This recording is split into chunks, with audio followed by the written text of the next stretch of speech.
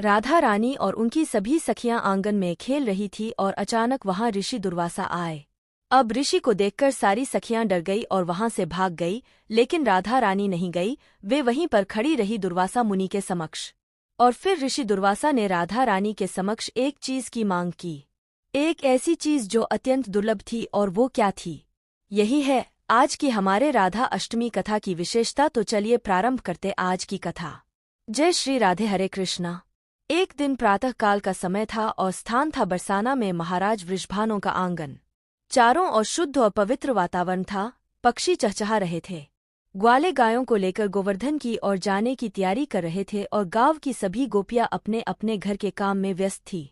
ऐसे समय में एकदम नन्ही सी राधा रानी अपनी सखियों के साथ आंगन में खेल रही थी। और यह खेल भी कोई साधारण खेल नहीं था।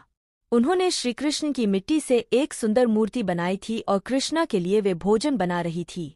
अब ऐसे समय में अचानक ऋषि दुर्वासा वहां प्रकट हुए। ऋषि दुर्वासा क्रोध के लिए कितने प्रसिद्ध हैं, ये तो सभी जानते हैं। उनकी सेवा करके उन्हें प्रसन्न करना तो दूर की बात है, उनके सामने भी खड़ा रहना पड़े है तो लोग भय से मारे कांपने लग जाते हैं। तो बस यह बात राधा रानी और उनकी सखियां भी जानती थी। तो जैसे ही उन्होंने ऋषि दुर्वासा को देखा तो वे सारी सखियां वहां से भाग गई, लेकिन राधा रानी उसी स्थान पर खड़ी रही। उनके शरीर के दिव्य आभा को देखकर दुर्वासा मुनि समझ गए कि ये कोई साधारण कन्या नहीं है, यह स्वयं वृंदावन ऐश्वर्या श्री राधा रानी है। उन्होंने मन में ही उन्हें प्रणाम किया और फिर राधा रानी से कहा, है वृषभानु नंदिनी, मुझे अत्यंत भूख लगी है, क्या आप मुझे थोड़ा खीर प्रसाद दे सकती है? तो राधा रानी ने उनसे कहा, प्रणाम ऋषिवर, मैं अवश्य आपके लिए खीर प्रसाद लेकर आती हूँ, आइए कृपया आसन ग्रहण कीजिए।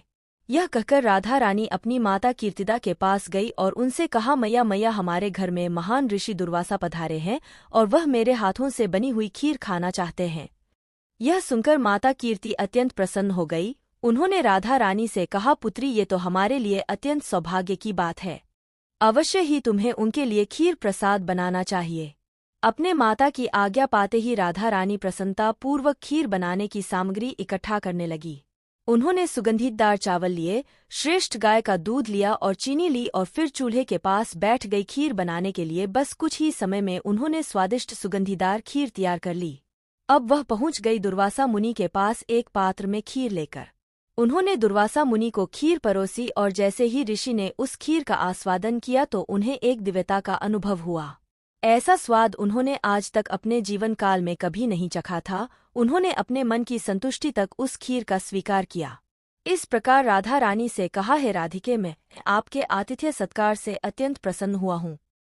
आपको वरदान देता हूँ कि जो भी व्यक्ति आपके श्रीहस्त से बने हुए भोजन को ग्रहण करेगा, उसकी आयु, कीर्ति और समृद्धि अक्षय बनी रहेगी, और इतना ही नहीं, उसमें प्रतिदिन वृद्धि होती रहेगी। इतना कहकर दुर्वासा मुनि वहां से चले गए। जब राधा रानी की सखियों ने यह सुना तो वे सब अत्यंत प्रसन्न हो गई और तुरंत जाकर उन्होंने माता कीर्तिदा को भी ये शुभ समाचार सुनाया। यह सुनकर माता कीर्तिदा भी अत्यंत प्रसन्न हुई।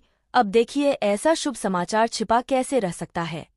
तो बस जैसे ही यशोदा मैया को इस बात का पता चला तो वे तुरंत बरसाना में माता कीर्तिदा के पास आ पहुंची और आते ही उन्होंने कहा, अरे कीर्तिदा, मैंने सुना है कि हमारे राधा को महान ऋषि दुर्वासा से विशेष वरदान प्राप्त हुआ है। देखो बहन, अब मैंने तो सोच लिया है और अब तुम भी मना मत करना। बस आज से यह तय हुआ कि अब से कृष्णा के लिए राधा ही भोजन पकाएगी और मैं चाहती हूँ कि राधा प्रतिदिन कृष्णा के लिए भोजन बनाने के लिए मेरे घर पर आए। ये सुनकर माता कीर्तिदा ने हंसते हुए कहा, जैसे तुम्हारी इच्छा यशोदा रानी, यह तो मेरी राधा का सौभाग्य होगा जो वह तुम्हारे पुत्र कृष्णा के लिए भोजन बनाएगी।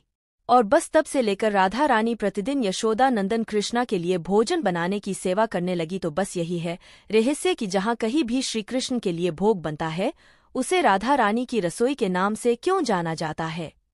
क्योंकि भगवान के लिए जो भी भोग बनाया जाता है उसका परीक्षण सीधा राधा रानी द्वारा किया जाता है और राधा रानी ही उस भोग को भगवान श्री कृष्णा के पास लेकर जाती है और तब श्री कृष्णा उसका स्वीकार करते हैं। इसलिए कहा जाता है कि जब हम भगवान श्रीकृष्ण को भोग अर्पित करें तो उसे पहले गुरु को अर्पित करके और फिर राधा रानी से प्रार्थना करके उनके द्वारा ही भगवान को अर्पित किया जाना चाहिए, तभी भगवान श्रीकृष्ण उसका स्वीकार करते हैं। राधा जी की महिमा। राधा जी की महिमा का वर्णन करने के लिए बहुत सी कहानियां और कथाएं प्रचलित हैं।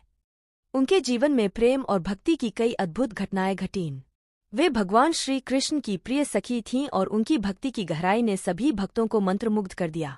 राधा जी के प्रेम और भक्ति ने श्री कृष्ण को भी प्रेरित किया। राधा जी ने हमेशा कृष्ण के साथ गहराई से जुड़े रहने और उनकी सेवा करने का प्रयास किया। उनका प्रेम सच्चे भक्ति का उदाहरण है और इस प्रेम को लेकर कई अद्भुत कथाएं प्रचलित हैं। राधा माता श्रीकृष्ण के साथ गोलोक में निवास करती थीं। एक बार भगवान श्रीकृष्ण को गोलोक में राधा नजर नहीं आईं और कुछ समय बाद वे अपनी सखी विराजा के साथ घूमने चले गए। जब राधा को इस बात का पता चला तो वे अत्यंत क्रोधित हो गईं और तुरंत कृष्ण के पास पहुंचीं। वहां उन्होंने श्रीकृष्ण को कठोर शब्दों में उलाहना दी। राधा का यह आचरण श्रीकृष्ण के प्रिय मित्र श्रीदामा को अच्छा नहीं लगा। बिना किसी विचार के श्रीदामा ने राधा को श्राप दे दिया कि वे पृथ्वी पर जन्म लेंगी। राधा के गुस्से से आहत होकर विराजा भी वहां से चली गईं और नदी का रूप धारण कर लिया। श्रीदामा से श्राप मिलने के बाद राधा ने भी उन्हें श्राप दिया कि वे राक्षस कुल में जन्म लेंगे। इसी श्राप के परिणामस्वरूप श्रीदामा का जन्म शंखचूड़ दानव के रूप में हुआ, जो आगे चलकर भगवान विष्णु का महान भक्त बना। दूसरी ओर राधा ने पृथ्वी पर वृषभानु जी के घर पुत्री के रूप में अवतार लिया। राधा का जन्म वृषभानु जी के घर तो हुआ, लेकिन देवी कीर्ति के गर्भ से नहीं।